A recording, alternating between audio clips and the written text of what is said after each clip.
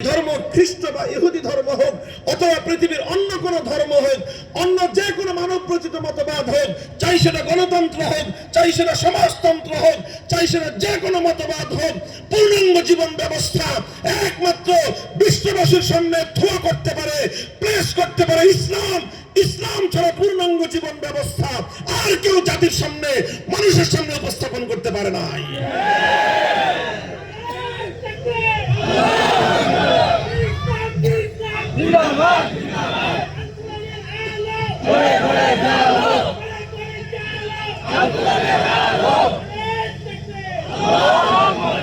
তাহলে আমি মূল কথা যেটা এতটুকু এই সময়টুকুর মধ্যে বললাম আপনাদেরকে, সেটা হলো ইসলাম শ্রেষ্ঠ কারণ ইসলাম পরিপূর্ণ, ইসলাম সুন্দর কারণ ইসলাম পরিপূর্ণ।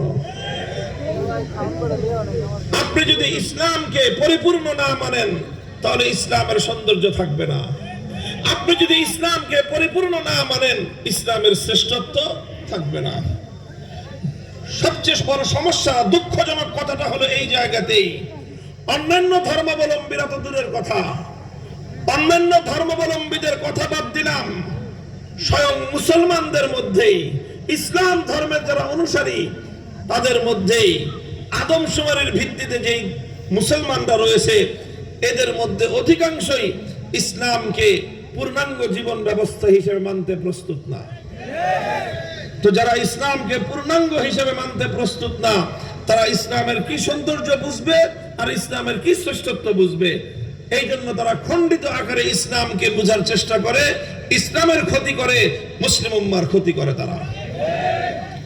মুহতারাম হাজিরিন, ইসলাম যে পূর্ণাঙ্গ, ইসলাম ছাড়া অন্য কোন ধর্ম, অন্য কোন আদর্শ, অন্য কোন মতবাদ দুনিয়ার মানুষের সামনে পূর্ণাঙ্গ কোন সলিউশন, মানব জাতির পূর্ণাঙ্গ কোন নির্দেশনা দিতে পারে নাই।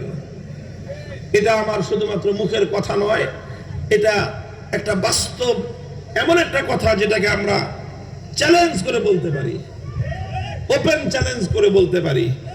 এটাকে বলা হয় রিয়েলিটি, এটাই বাস্তবতা।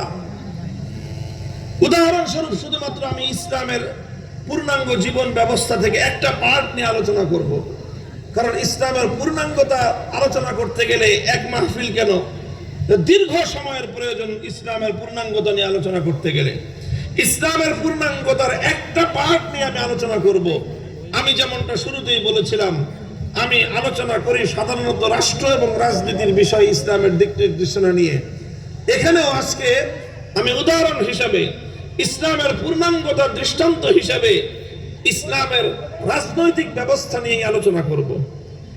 যে আমি বলতে চাই যে এই পৃথিবীতে একমাত্র ধর্ম ইসলাম, যেটা আজকের একবিংশ শতাব্দীর 2025 সাল চলতেছে, 2025 সালের এই মিলেনিয়ামের যুগে সারা পৃথিবীর 700 কোটি মানুষ, বিভিন্ন জাতি এবং ধর্মে বিভক্ত এই 700 কোটি মানুষের আজকের এই মিলেনিয়ামের যুগের একবিংশ শতাব্দীর রাষ্ট্র এবং রাজনৈতিক যত সমস্যা আছে, এই সবগুলো সমস্যার একটা সুন্দর সলিউশন, চমৎকার একটা সমাধান, সর্বশ্রেষ্ঠ সমাধান যদি এই পৃথিবীতে কোনো ধর্ম দিতে পারে, একমাত্র ধর্মের নাম ইসলাম। ইসলাম ছাড়া অন্য কোন ধর্ম আজকের একবিংশ শতাব্দীর মিলেনিয়ামের যুগের মানুষের রাজনৈতিক সমস্যার সমাধান দিতে সক্ষম নয়। এটা হলো ইসলামের পূর্ণাঙ্গতার একটা পার্ট। আল্লাহর কোরআনের আলোকে এটা আমি দাবি করলাম, এটা আমার দাবি নয়, এটা আল্লাহর কোরআনের দাবি। এটা আল্লাহ পাক রব্বুল আলামিন তার কোরআনে পাকের মধ্যে বিভিন্ন জায়গায় স্পষ্ট ভাষায় বলেছেন। সেই আলোকে আমিও বললাম, আল্লাহর কোরআন থেকে আমি কথা উত্থাপন করলাম যে এই পৃথিবীতে আজ একবিংশ শতাব্দী মিলেনিয়ামের যুগের শুধুমাত্র মুসলমান নয়, মুসলিম বলেন, হিন্দু বলেন, খ্রিস্টান বলেন, বৌদ্ধ বলেন, ইহুদি বলেন, অপরাপর যত জাতি আছে, এই গোটা জাতি ধর্ম নির্বিশেষে সারা দুনিয়ার সর্বশেষ আদমশুমারি অনুযায়ী জনসংখ্যা হলো প্রায় 700, কম বেশি 700 কোটি মানুষ। এই 700 কোটি মানুষের রাজনৈতিক সমস্যার সমাধান একমাত্র দিতে পারে ইসলাম।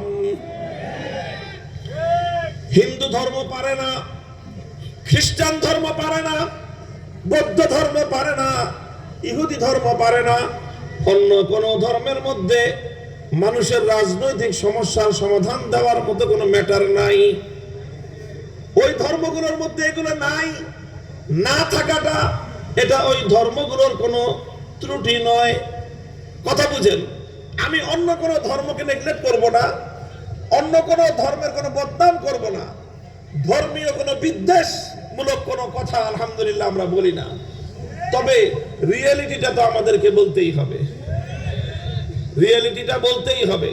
সেই রিয়েলিটিটাই হলো এটা যে অন্যান্য ধর্মগুলোকে আল্লাহ পাক রব্বুল আলামিন দুনিয়াতে প্রেরণ করেছেন।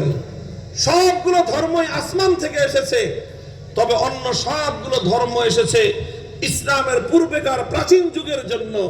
অন্য কোন ধর্ম আজকের আধুনিক যুগের জন্য আল্লাহর পক্ষ থেকে দুনিয়াতে আসে নাই। আধুনিক যুগের জন্য মানব জাতির সমস্যার সমাধান হিসেবে মানুষের সৃষ্টিকর্তা আল্লাহর পক্ষ থেকে এসেছে একমাত্র ইসলাম।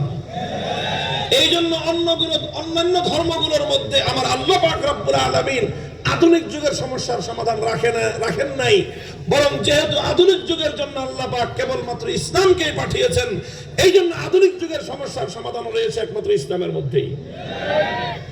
দ্বিতীয় কথা হলো, অন্যান্য সবগুলো ধর্ম আল্লাহ পাক যেই আকৃতিতে দুনিয়াতে পাঠিয়েছিলেন, তার যে মূল মেসেজ ছিল, তার যে মূল শিক্ষা ছিল, তার যে মূল বার্তা ছিল, প্রতিটি ধর্ম বিকৃতির শিকার হয়ে অরিজিনাল তার রূপ এটা হারিয়ে ফেলে একটা বিকৃত মানুষের মন গড়া রূপে অন্য সবগুলো ধর্ম বর্তমানে বিদ্যমান। এক্সেপ্ট ইসলাম, একমাত্র ইসলাম যেভাবে এসেছিল সেভাবেই আছে, বিন্দু বিসর্গের পরিবর্তন হয় নাই। কোরআনে কারীম আল্লাহর নবী 114 খানা সূরা রেখে গিয়েছেন। আল্লাহর নবী ইসলাম সম্পর্কে, মানুষের জীবন ব্যবস্থা সম্পর্কে হাদিসের মধ্যে যা কিছু বলে গিয়েছেন, 1400 বছর আগে ইসলাম যা ছিল আজও ইসলাম তাই আছে, কিয়ামত পর্যন্ত তাই থাকবে, বিন্দু বিসর্গের পরিবর্তন হবে না।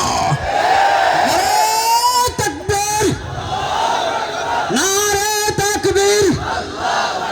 আল কোরআনের আলো সংসদে আলো, আল হাদিসের আলো দুঃশাসন না খেলাফত, খেলাফত খেলাফত, দিল্লি না ঢাকা, ঢাকা। মুহতারাম হাজিরিন, তো এই জন্য কথা এই বিষয়টা পরিষ্কার।